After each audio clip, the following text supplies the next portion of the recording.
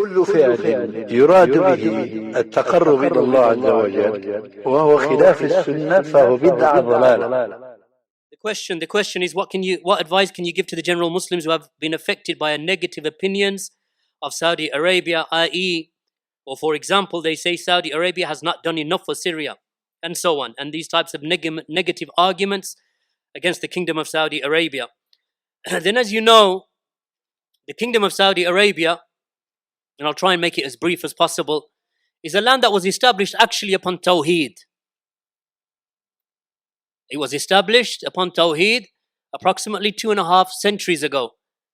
Since that time, we are currently in the third state of the Kingdom of Saudi Arabia. It was removed by the actions of the enemies of Tawheed and enemies of the Sunnah twice already, and then it was re-established in the 1920s under the leadership of Malik Abdul Aziz, the father of the present king of the Kingdom of Saudi Arabia, the father of King Salman, also the father of King Abdullah before him, also the father of King Fahad before him, and so on. So the final incarnation of the Kingdom of Saudi Arabia has been ruled by the father or the founder of the new state of the Kingdom of Saudi Arabia, Malik Abdul Aziz, rahimahullah, and then after that all of his sons. And now it has been ruled by King Salman, hafidhahullah ta'ala, bin Abdul Aziz. Now, as for the kingdom itself, then the kingdom rules by the Sharia law. It is an Islamic state. It is a Dawla Islamiyya. It has a court system that is based upon Islam. Its laws and its rules and its regulations are based upon Islam. Its university, it has the best and the most widespread universities that there are in any Islamic country in the world. It has masajid. Of course, it is the home of the Haramain, the Haram in Mecca and the Haram in Medina. It has the greatest of the Islamic scholars in the world today. This nation receives attacks, or is attacked from every direction. At the present moment in time, without going into history, but this present moment in time, it is threatened on two borders. From the southern border by the Houthi terrorist Rafida Shia that have been funded by Iran, the Republic of Kufr and Taghut. The Rafida Shia, which is of course the Republic of Iran that was established in the late 70s, I think 1979, under the leadership of Ayatollah Khomeini, or Ayatul Shaitan Khomeini, whom the scholars collectively, upon consensus, declared him to be an apostate, a kafir, murtad, because of the fact of his statements regarding the Quran and regarding the Sahaba radiallahu anhum and regarding the Imams of the Rafida Shia. So they declared him to be a kafir because he said that in fact our Imams have a greater station than the prophets of Allah. Where the prophets, they only stopped at the shores of an ocean, our Imams, he said, they have entered and swum in the oceans, or they have embarked into the oceans. He said that the Imams of the Shia, that they control every atom of the universe and they do not bring death to, and that Allah subhanahu wa ta'ala cannot bring death to them, and so on. And they believe that the Quran that is with the people of Sunnah, it is a Quran that is deficient, and there are verses and chapters from the Quran that are missing, and they are only with them. So they have added to the Quran and called, for example, Suratul Wilaya. So the Houthis of Yemen that have caused the revolution and the rebellion and the bloodshed and the killing in Yemen that has been going on for 2 or 3 years now, funded by Iran, in order to enter into the southern peninsula of the Arabian Peninsula and therefore become a threat against the land of Tawheed and this Islamic state, the Kingdom of Saudi Arabia, that has been ruled, walillahi alhamd, upon Islam and Sharia. Perfect? No. But you will not find perfection, barakallahu feekum. But it is a Dawla Islamiyya. It is an Islamic state. And it is ruled by Muslims. And it is upon Tawheed. And there are many examples that I can give with regard to the Sharia law in the Kingdom of Saudi, Islamic courts, and so on. And upon its other borders, upon the more northern borders, then it is being attacked by ISIS and the Khawarij. So they have been threatened on both sides. Then on top of that, that they have huge amounts of refugees that are coming in from Syria because they share a border. And those refugees are being looked after by the Kingdom of Saudi Arabia in their millions. In fact, there is no country in the world whose people, individually the people have donated, the population itself have donated more generously than the population of the Kingdom of Saudi Arabia towards the refugees and towards those who are suffering in Syria. And Saudi Arabia also has waged war against ISIS, a jihad, by the way. We call this jihad, fi sabilillah. When Saudi Arabia declared war against ISIS and those terrorists who are the Khawarij, worse than the Khawarij of old, this Daesh, that the Kingdom of Saudi Arabia, with the backing of its scholars, such as Sheikh al-Fawzan and Sheikh al-Luhidan and the Lajna, and likewise the scholars of Medina, Sheikh Abdul Muhsin, Sheikh Rabi', Sheikh Ubaid, that the scholars of this kingdom, that they authorize that there is a jihad against the Khawarij, ISIS, in Syria, and likewise that they also issued fatwa that there's jihad against the Houthis. So yes, this kingdom of Tawheed and this dawla of Tawheed and Sunnah and Salafiyah that was established with a pact between Muhammad bin Saud going back to the 18th century, or before the death of Shaykh al-Islam Muhammad bin Abdul Wahhab, who died in 1206 after the Hijrah, that pact was based upon Islam and Tawheed and Sunnah. So he gave his bay'ah to Muhammad bin Saud rahimahullah, the Imam. And both of them, they spread da'wah to Salafiyah that began in a village, Dir'iyah, and then within one generation, the whole of the Arabian Peninsula, as far afield as Karbala in Iraq, where they reached and they demolished the graves where the Rafida and the Sufis used to worship. And they leveled the grave of Hussein bin Ali radiyallahu anhuma. A land that was established to demolish shirk and to establish Tawheed and to establish the Sharia. This land now is being criticized by whom? By the enemies of Sunnah, by the enemies of Salafiyah, by the enemies of the Sharia. In reality, it is not Sharia that they want, it is power and authority and the throne that they want. That's why they want to dethrone the kings. They want to dethrone the kings because they want the throne. Otherwise, why would you fight and rebel and speak against this kingdom? Why would you do it? Who was the most vociferous in supporting the Arab Spring? The kuffar in the West. In fact, to the point that when the rulers of the Kingdom of Saudi Arabia and the rulers of the Arab lands, whether it be Egypt, whether it be Bahrain, whether it be Kuwait, in all of these lands, that they stopped and they tried to stop the Arab Spring. Why did they try and stop it? Because they knew, the rulers knew, and the scholars knew. Sheikh Abdullah Bukhari, he said, حفظه الله ta'ala, from the scholars of Medina, he said, before even they started marching in the streets and the word filtered out that they were going out marching, we said to them, stay in their houses. And the scholars said, stay in your houses. This is not the way to bring about rectification. And they came out marching anyway. And then the Western liberals and those who have been affected by that sickness of the West, that they went in and they said to the people and they said to the governments, let the people march. If you do not let them march, and if you do not let them rally, and if you do not let them demonstrate in Liberation Square, Tahrir Square, in Cairo, in other places, we will establish sanctions against you. So the countries themselves, they try to stem the flow of the demonstrations, because we know that behind these demonstrations are individuals who will come after they have used these individuals as just, they are just lambs to the slaughter. Just awam, juhal, the baker, the engineer, the mechanic, the street cleaner. These people are on the front line, lambs to the slaughter. Once they have fallen, now will come through the ones who want to grab the throne. And they want to grab the positions of power. And this is what happened in Syria, in Libya, in Tunisia, in other places. And you see, from the ashes of the burning cities of Syria and Iraq and of Libya, what has arisen now? A sect, barakallahu feekum, the likes of which we have not seen, possibly in hundreds of years, in terms of its extremism and its violence against Islam and the Muslimin. Daesh. These individuals, that's why Sheikh, the scholar and the mufti of the Kingdom of Saudi Arabia, Sheikh Abdulaziz, Sheikh Hafidhahullah Ta'ala, he said that behind Daesh is the plots of the enemies of Islam itself.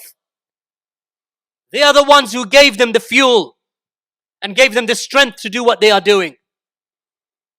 How has Islam benefited? And now they want to criticize Saudi Arabia. Saudi Arabia is at the forefront of the Saudi Arabia and its scholars, its rulers, its leaders, its ministers, and its scholars and its institutions are at the forefront of condemning terrorism and have been. When the West was still looking on and the lands of Islam were being bombed by the terrorists, going right back to 1998 and 97, and even before that, Sheikh Abdulaziz bin Baz did nothing less, as far as from that writing that you can see, did nothing less than make takfir upon Osama bin Laden. When he said Osama bin Laden and Osama bin Laden and those with him, that they do not believe in Allah and they do not believe in the last day. So if anything, maybe short of takfir, but close to it, or takfir itself. 1998, the head of the Lajna, Sheikh Abdulaziz bin Baz, rahimahullah ta'ala. Now this land is being targeted from every direction by its enemies. And in reality, this land should be helped and supported. Where are the great scholars of the Ummah coming from today? From Medina, from Riyadh, from Samita, from these places. The scholars of Hadith, the scholars of Fiqh, the scholars of Sunnah, those who give you fatwa morning and evening. When the adhan is called in the Kingdom of Saudi Arabia, in any city, town or village, every shop and business has to close at the time of adhan. Up until the prayer is prayed, and then they can return back to their businesses. Someone said to Sheikh Al-Fawzan, Hafidhahullah Ta'ala, this a Q&A that I heard only the other day, about 2 days ago. They said to him, "Oh Sheikh, there are people who are saying that the businesses should not be closed for the adhan." He said that this has been now said. He said, "Ya akhi, don't listen to the kuffar. Look, because he thinks that only a kafir would say this. He said, Ya akhi, don't listen to the kuffar. Because we Muslims, we pray. So the business have to, how can you leave your business open, the shop is running, and you're praying at the same time? What are you doing? This is a land, barakallahu feekum, only last week executed how many? 47 terrorists. Now you find these liberals and human rights people coming out. No, you're not supposed to execute them. From the West. Only we're allowed to do that by bombing them. Alright? But you're not allowed to execute them. Ya ikhwan, this land, it has a program for the rehabilitation of terrorists. It has a program of de-radicalization. It has a program where they will go to the prisons. The scholars of Sunnah will go to the prisons and give da'wah to those who have been affected by the ideas of the irhabiyun, from the ideas of the terrorists, from the ideas of Sayyid Qutb. This land that has banned the teaching of the books of Sayyid Qutb and Hassan al-Banna and Ikhwan al-Muslimin. This land that has banned as an organization Ikhwan al-Muslimin from its country. Why? Because Ikhwan al-Muslimin was behind the Arab Spring and the revolutions. Ikhwan al-Muslimin. Saudi Arabia, out of its generosity and its kindness towards other Muslims. In the time when Jamal Abdel Nasser had executed Sayyid Qutb and he had imprisoned the Brotherhood and the leaders of the Brotherhood, the Kingdom of Saudi Arabia said, well, these are our brothers who are in prison. Okay, Sayyid Qutb bad, yes, and all of this we accept. But now innocent people are going to prison, so they opened their doors and they accepted Ikhwan al-Muslimin into the Kingdom of Saudi as brothers. We'll look after you, you're Muslims. And for 3 decades, they worked to cause rebellion and change the mindset of the youth of the Kingdom of Saudi Arabia. Out of that came Salman al-Awda and Safra al-Hawali, who were students of Muhammad Qutb, who was given refuge in the Kingdom of Saudi Arabia. Muhammad Qutb, was given refuge in the kingdom of Saudi Arabia after the execution of his brother Sayyid Qutb. So these individuals, they planted themselves in this kingdom. Instead of being grateful, let's aid this nation. This is a land of Tawheed. This is a land of Sunnah. Let's not start a rebellion here. What did they do? They raised 2 generations, if not 3 generations, upon the thinking of Sayyid Qutb and Ikhwan al-Muflisin. And when did it come out? First Gulf War, not the second Gulf War, the first Gulf War. That began in around about 89 through to 91. When Saddam Hussein, this kafir, mulhid, communist, Marxist, Ba'athist, entered Kuwait, slaughtered its people, took their wealth and exiled the rest. This Saddam. Even then it was the kingdom of Saudi Arabia that came to the aid of the Kuwaitis. They made a pact with the Americans because they knew that they don't have the ability to conquer and to remove the enemies from Kuwait.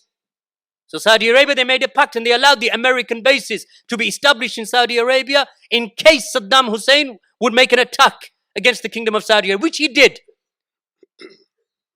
And Sheikh Abdulaziz bin Baz at that time gave the fatwa to allow the Americans in. Because it is permitted for a Muslim to seek the aid of a non-Muslim in the defense of Islam and the Muslimin. And the fuqaha of al-Islam for centuries have spoken about this. And we've mentioned it in many lectures, the proofs and the evidences that establish this. Now you find those Khawarij and those Ikhwan and those Muflisun who make takfir upon the kingdom of Saudi Arabia and Sheikh bin Baz for allowing the Muslims to cooperate with the non-Muslims against an enemy who is going to attack Islam and the Muslimin. Saddam Hussein was a kafir. Sheikh Abdulaziz bin Baz declared him to be a kafir back in the 1970s. Because this man was a Ba'athist, Marxist. So when he entered into Kuwait, the kingdom of Saudi Arabia took measures to protect itself. And when he attacked Saudi Arabia by firing Scud missiles into the kingdom, Saudi Arabia defended its borders with the aid of the alliance. And what did Ikhwan al-Muslimun do at that time, and the Qutubiyin and the Sururiyin? The likes of Safar and Salman and Abdul Rahman Abdul Khaliq and all of these individuals. Abdul Rahman Abdul Khaliq, who? The leader and the religious head of Ihya al-Turath al-Islami. Up until today, they started speaking against the scholars, against the fatwa of Sheikh Abdulaziz bin Baz, making sly and snide attacks against the rulers. So they supported Saddam Hussein, the Ba'athist communist, over this land of Tawheed. And yet they say that we are people of Sunnah.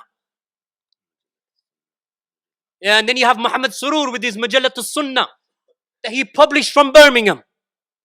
You look at Maktaba Salafiyya, the bookstore, across the road is a street called Langley Street. On Langley Street there is a building. That building there is where Muhammad Surur's printing press was. He was established there. He used to publish his magazine there. Thereafter they established a masjid in London, Muntada al-Islami. The organization that was established by Muhammad Surur Zain al-Abidin. This Syrian who left Syria, went to Saudi Arabia. In Saudi Arabia, he taught and was sitting with the likes of Safra Hawali, Salman al-Auda. Eventually, he moved to Kuwait. From Kuwait, he was exiled into London. From London, he moved to Birmingham. And he used to sit in Green Lane Masjid, giving circles in the early 90s and handing out his magazine, Mujallat al-Sunnah, that Shaykh al-Albani used to call Mujallat al-Bid'ah. Not a magazine of Sunnah, a magazine of Bid'ah. The Kingdom of Saudi Arabia banned this magazine. So what did he used to do? He used to get a fax machine, several fax machines. You know, this is pre-email days.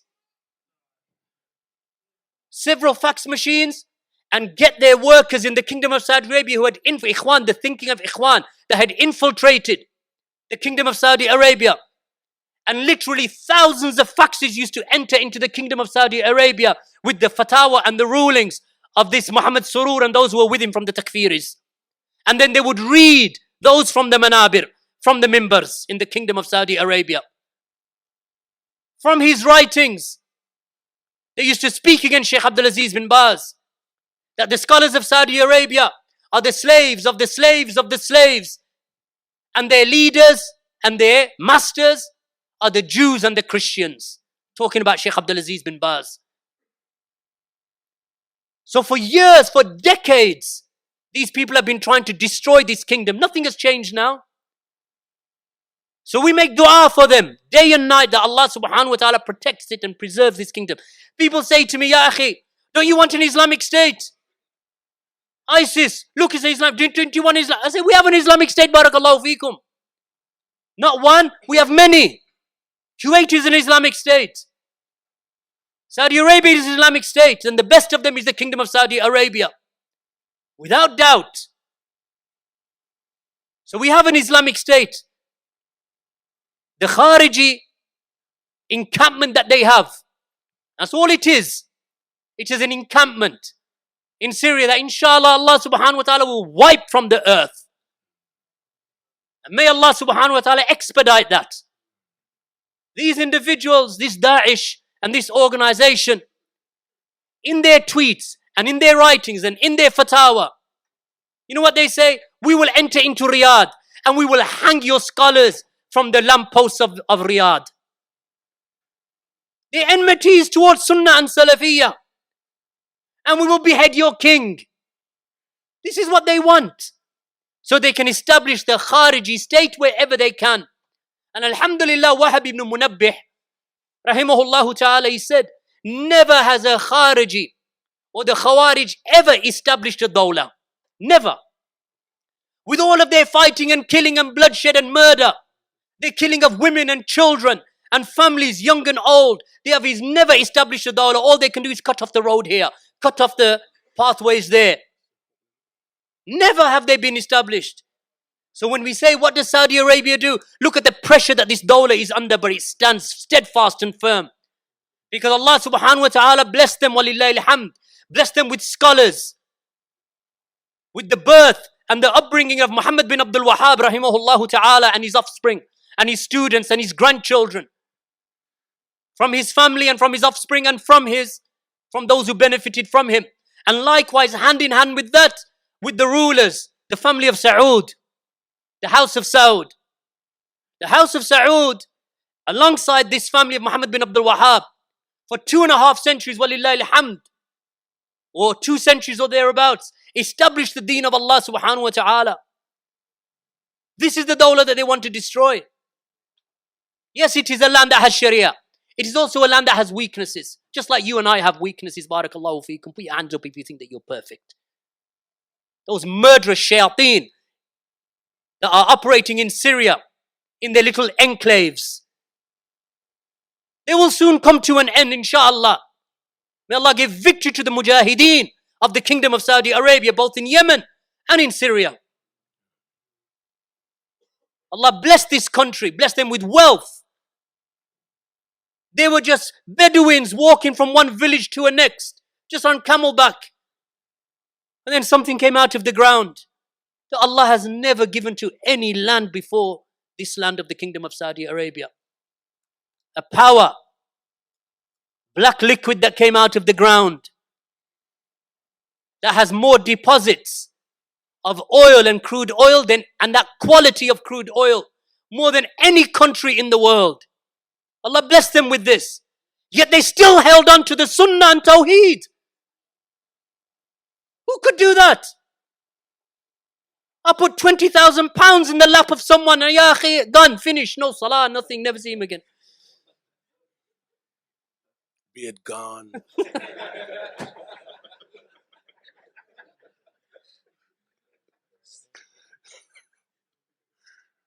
Look what Allah gave them, and still what did they do with the wealth? Look what they did. They took the Quran, had it translated into how many languages? Maybe the brothers, Abdullah always know better. How many languages they translated it into? You name the language, they translated it. Every language, Somali, Albanian, Bosnian, Serbo-Croat, Russian, Hindi, Urdu, Bengali, you name the language, they translated it. Free of charge. Since when? Since barakallahu feekum from the 1970s. Kitab al-Tawheed used to be distributed in Britain and in America, in the English language and in other languages in the Saudi embassies across the world. Kitab al-Tawheed of Shaykh al-Islam Muhammad bin Abdul Wahhab back in the 1970s. This is what they used to do, and they still do. Millions of mushafs translated into hundreds of languages, distributed to millions of people, funded masajid, literally hundreds and thousands of mosques around the world funded by the Kingdom of Saudi Arabia. Mosques in Pakistan, mosques in Bangladesh, mosques in Russia, mosques in the Russian republics, mosques across Europe, mosques in Birmingham, mosques in London, in Edinburgh, in Scotland, everywhere around the world, in America, from the wealth of this government. That's why I said, put £20,000 in your lap when we'll see you again. These people, they had wealth and they spent it in the cause of Allah. Of course. Is there weakness? Find me a person who doesn't have weakness. Shaykh al-Fawzan was asked, remember Shaykh al-Fawzan, the same Q&A I was listening to a few days ago. They said to him, Ya Shaykh, what about making dua for the ruler? He said that it is a sunnah of Yawm al-Jum'ah. He said, I don't say it is mubah. I don't say it is something that was done. He said, I say it is a sunnah to make dua for the Muslim rulers. Someone said, then the next question that came, they said to him, oh Shaykh, what about mentioning their name? He said, mentioning the name, then that is up to you. But making dua is a sunnah. And making dua against them is a bid'ah.